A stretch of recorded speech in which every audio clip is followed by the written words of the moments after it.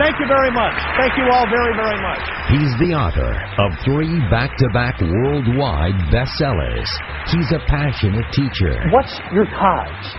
What makes you want to jump out of bed every morning and go in and do it better than you did it the day before? He's funny. I saw the greatest T-shirt I've ever seen in my life.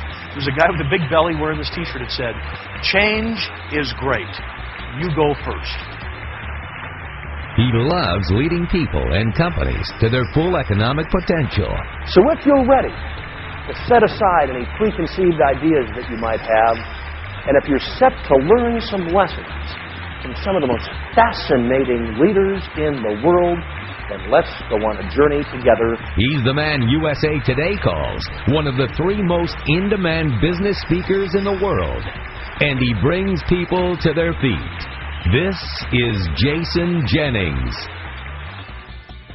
He's a man who knows what drives success, and he wants to share his insights with us. Ladies and gentlemen, please, a big hand for Jason Jennings. Good morning, everyone. Oh, come on. You can't be that tired yet. We need to have a great hour together. One more time. Good morning. All right, I'll take that. I think maybe the most unnatural thing in the world is getting up in front of hundreds or thousands of people to give a speech. I'm not sure if I could probably do that.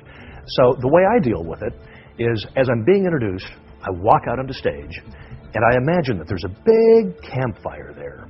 And for the next hour, it's not that I'm giving a speech, it's that I'm telling stories. True story. I'm sitting with Charles Koch, and Charles Koch says, "Have you met $1 billion Brad yet?"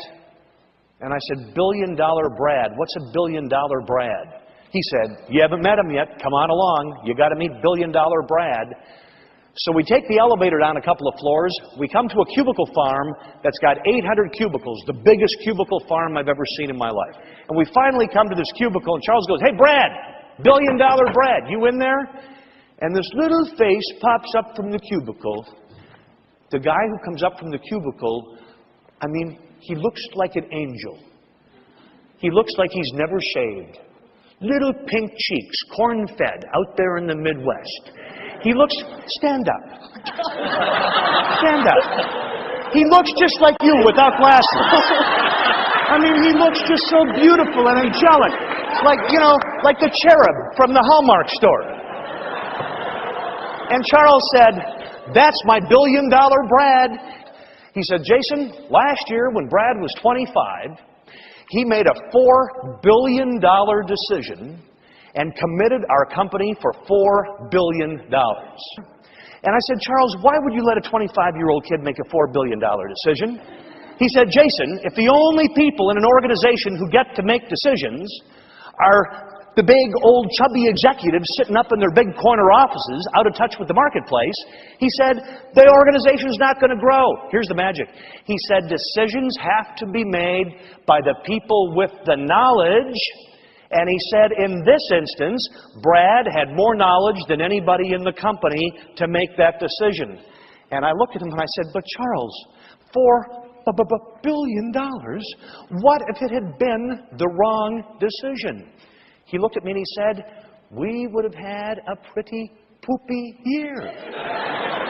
And then he added, "Think of how much Brad would have learned about decision making if it had been the wrong decision." And one of the things I think that separates me from everybody else is I'm the guy that takes the time to interview on the telephone about 10 or 12 people who are going to be attending the speech. I want to ask people, what keeps you awake at night? What goes bump in the night? What are the stumbling blocks that would prevent you from achieving your full economic potential? Once I hear those things, then I'm able to select content and hopefully hit one out of the park and give people what they need to hear. I have always been absolutely fascinated by your industry. Secondly, when I had a conversation with C.C. Thompson about you, the group, and about the agenda, it was the best delivered and best prepared conversation that I've ever had in my life, and I thought, I really am going to like these people. And then last night, it's like I've known some of you for 15 or 20 years. Everybody is just, well, it was probably the booze that helped, but I mean, everybody is so happy. Everything I do is totally research-based. Whether it's writing a book, whether it's preparing a speech. I frankly don't think that people are very interested in knowing what I think. What I think doesn't count.